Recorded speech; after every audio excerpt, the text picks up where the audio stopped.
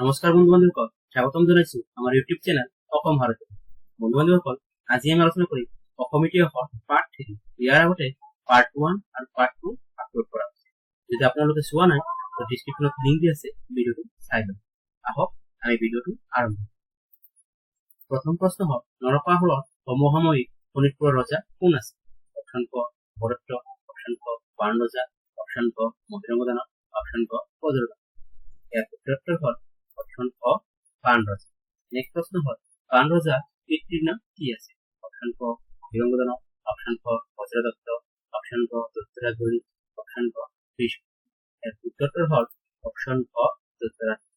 Next প্ৰশ্ন হ'ল বাণ ৰজাৰ জীয়েকৰ নাম কি?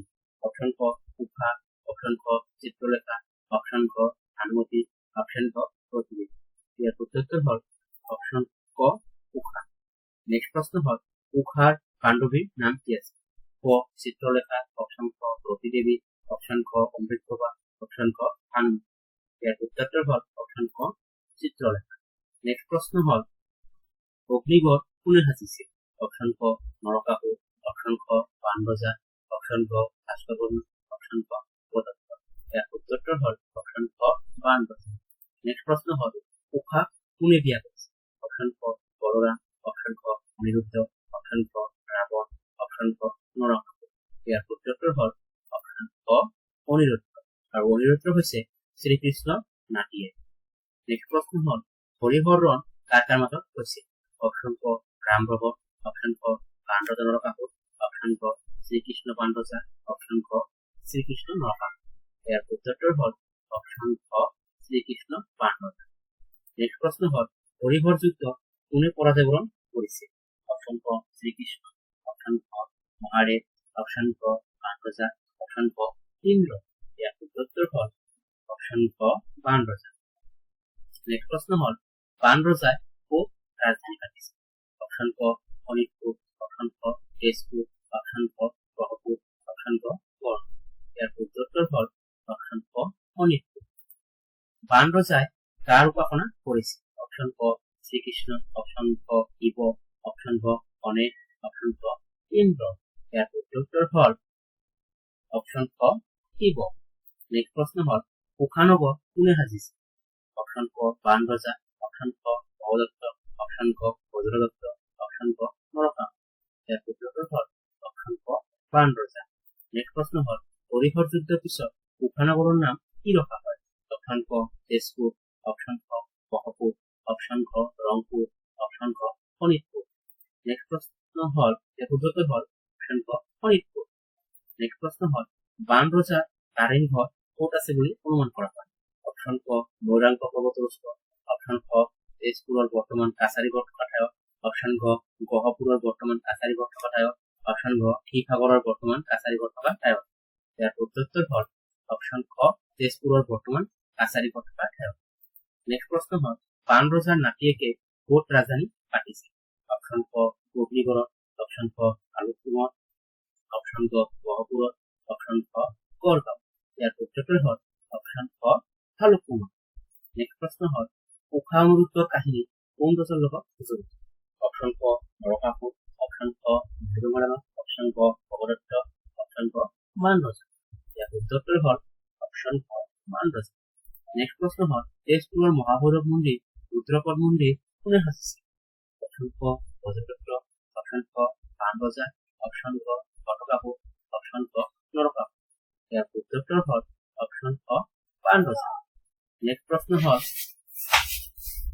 ভীষ্ম ক'ৰ ৰজা আছিল? অপশ্যন ক শোণিতপুৰ, অপশ্যন ক তেজপুৰ, অপশ্যন ক গহপুৰ, অপশ্যন ক বিদৰ্ভ। ইয়াৰ উত্তৰ হল অপশ্যন ক বিদৰ্ভ। নেক্সট প্ৰশ্ন হল বিদৰ্ভ বৰ্তমান নাম কি? অপশ্যন ক শদিয়া, অপশ্যন ক ধুবুৰী, অপশ্যন ক তেজপুৰ, অপশ্যন ক ধেমাজি। ইয়াৰ উত্তৰ হল অপশ্যন ক শদিয়া। নেক্সট প্ৰশ্ন হল ভীষ্মক ৰজাৰ ৰাজধানী ক'ত আছে? অপশ্যন ক জ্যোতিনগৰ, অপশ্যন ক কুণ্ডিলনগৰ, অপশ্যন ক শোণিতপুৰ, অপশ্যন ক তেজপুৰ। ইয়াৰ উত্তৰ হল অপশ্যন ক কুণ্ডিলনগৰ।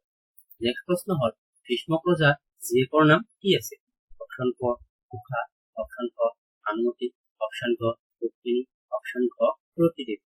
ইয়াৰ শুদ্ধ উত্তৰ হ'ল অপশ্যন ক ৰুক্মিণী। নেক্সট প্ৰশ্ন হ'ল ৰুক্মিণীক কোনে বিয়া কৰিছিল? অপশ্যন ক শিৱ, অপশ্যন ক শ্ৰীকৃষ্ণ, অপশ্যন ক ইন্দ্ৰ, অপশ্যন ক পৰকাসুৰ। ইয়াৰ শুদ্ধ উত্তৰ হ'ল অপশ্যন ক শ্ৰীকৃষ্ণ। নেক্সট প্ৰশ্ন হ'ল ৰুক্মিণী হৰণ নামৰ কাব্য কোনে লিখিছিল? অপশ্যন ক ভট্টদেৱ, অপশ্যন ক মাধৱদেৱ, অপশ্যন ক শংকৰদেৱ, অপশ্যন ক মহেন্দ্ৰদেৱ। ইয়াৰ শুদ্ধ উত্তৰ হ'ল অপশ্যন ক শংকৰদেৱ। নেক্সট প্ৰশ্ন হ'ল কৃষ্ণৰ ঔৰসত ৰুক্মিণীয়ে কেইজন সন্তানৰ জন্ম দিছিল? অপশ্যন ক 12 জন, অপশ্যন ক 15 জন, অপশ্যন ক 10 জন, অপশ্যন ক 21 জন। ইয়াৰ শুদ্ধ উত্তৰ হ'ল অপশ্যন ক 10 জন। নেক্সট প্ৰশ্ন হ'ল ৰুক্মিণীৰ ককায়েকৰ নাম কি আছিল? অপশ্যন ক ৰঞ্জিত, অপশ্যন ক ৰুক্মবী, অপশ্যন ক ৰমংক, অপশ্যন ক ৰণবিজয়। ইয়াৰ শুদ্ধ উত্তৰ হ'ল অপশ্যন ক ৰুক্মবী। নেক্সট প্ৰশ্ন হ'ল কৃষ্ণৰ দ্বাৰকা বৰ্তমান ভাৰতৰ কোন ৰাজ্যত অৱস্থিত? অপশ্যন ক মহাৰাষ্ট্ৰ, অপশ্যন ক মধ্যপ্ৰদেশ, অপশ্যন ক অসম, অপশ্যন ক গুজৰাট। ইয়াৰ শুদ্ধ উত্তৰ হ'ল অপশ্যন ক গুজৰাট। নেক্সট প্ৰশ্ন হ'ল কৃষ্ণ ৰুক্মিণীৰ একমাত্ৰ কন্যা সন্তানটিৰ নাম কি? অপশ্যন ক সজনী, অপশ্যন ক সুভদ্ৰা, অপশ্যন ক দ্ৰৌপদী, অপশ্যন ক চাৰুমুখী। ইয়াৰ শুদ্ধ উত্তৰ হ'ল অপশ্যন ক চাৰুমুখী। নেক্সট প্ৰশ্ন হ'ল ৰুক্মবীৰে ৰুক্মিণীৰ বিয়া কাৰ লগত ঠিক কৰিছে?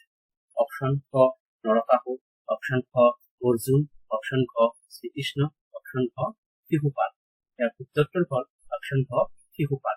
আৰু শিশুপাল কোন বংশৰ ৰজা আছিল? চেদি বংশৰ ৰজা আছিল।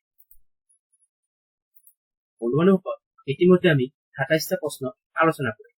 যদি ভিডিঅ'টো ভাল লাগিছে like, comment, share and subscribe কৰিম। ভিডিঅ'টো সম্পূৰ্ণ চোৱাৰ বাবে ধন্যবাদ জনাম। Thank U.